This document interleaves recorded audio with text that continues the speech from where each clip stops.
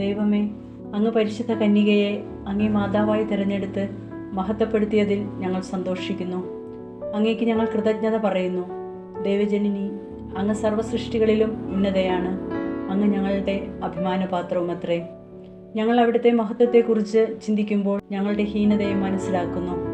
അവിടുത്തെ അനുസ്മരിച്ച് കൂടുതൽ വിശുദ്ധി പ്രാപിച്ച് അങ്ങേ ദിവ്യസുതൻ്റെ യഥാർത്ഥ അനുഗാമികളായി തീരുവാനുള്ള അനുഗ്രഹം ഞങ്ങൾക്ക് നൽകണമേ. സർവോപരി ആധ്യാത്മികവും ഭൗതികവുമായ എല്ലാ ആവശ്യങ്ങളിലും ഞങ്ങൾക്കും അങ്ങേ അനുഗ്രഹവർഷമുണ്ടാകട്ടെ.